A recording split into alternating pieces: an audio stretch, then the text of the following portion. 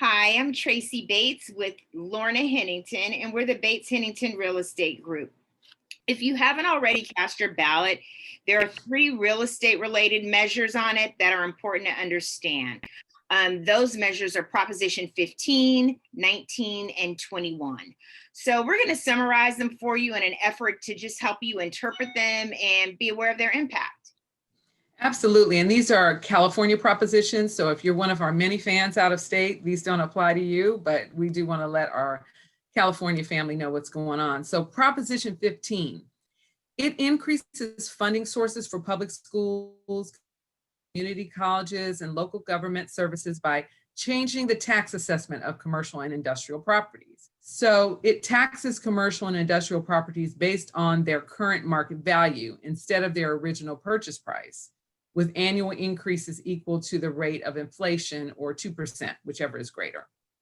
So if you vote yes on this initiative, it means that property taxes on most commercial properties worth more than $3 million are going to go up. And if you vote no, it means that the property taxes would remain the same. Now, there are arguments on both sides, and we're not going to present our opinions, but the pro side of this proposition indicates that, or it states that fair and balanced reform is what this proposition is all about. It closes property tax loopholes benefiting wealthy corporations, cuts taxes for small businesses, protects homeowners and renters, requires full transparency, and reclaims billions of dollars for schools and local communities. Now, that sounds good, right? But there's 2 sides to every story. The cons say that $12.5 billion in property tax increases will raise the cost of living and make everything we buy more expensive. It repeals taxpayer protections in Proposition 13 as well, which, a lot of people are benefiting from Proposition 13. So there are strong opinions on each side of Proposition 15. As always with these propositions and ballot measures. So now we're going to talk about Proposition 19, which allows homeowners who are over 55, severely disabled, or wildfire disaster victims to transfer their primary residence tax basis to a replacement residence of any value anywhere in the state. This proposition changes the taxation of family property transfers, and it establishes a fire protection services fund. The fiscal impact is that local governments could gain tens of millions of dollars of property tax revenue a year, and schools could receive similar property tax gains. So if you're going to say yes on this, this is what you're saying yes to, that all homeowners who are over 55 or who meet other qualifications would be eligible for property tax savings when they move within the state. Inherited properties used as primary homes or farms would also be eligible for property tax savings. If you say no on this, what you're saying is that some homeowners who are over 55 or who meet other qualifications will continue to be eligible for property tax savings when they move. All inherited properties will continue to be eligible for property tax savings.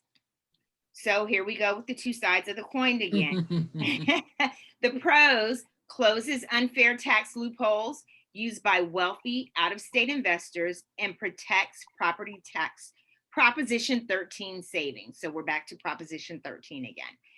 And the cons: billion-dollar tax increase on families. It takes away one of the best tools parents have to help their children, the right to pass their home and other property on without any increase in property taxes. Harder to tell. It's hard to tell which is which, but do your research. Okay, the last proposition we're going to talk about is Proposition 21. It allows local governments to establish rent control on residential properties over 15 years old. Local limits on rate increases may differ from the statewide limit. It allows rent increases in rent-controlled properties of up to 15% over 3 years at the start of the new tenancy, above any increase allowed by local ordinance. The fiscal impact is this: overall, a potential reduction in state and local revenues in the high tens of millions of dollars per year over time. Depending on actions by local communities, revenue losses could be less or more. So if you voted yes on this, or if you do vote yes, and just vote, but yes, if you vote yes on this, state law would allow cities and counties to apply more kinds of rent control to more properties than what's under the current law. If you vote no, state law would maintain the current limits on rent control laws that the cities and counties can apply. So the pros: some renters would move less often. Some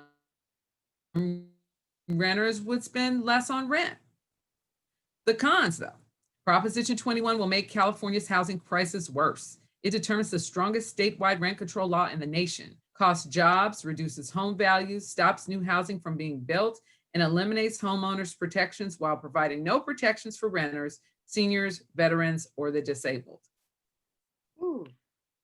Yeah. So those are the three real estate propositions that are on the ballot.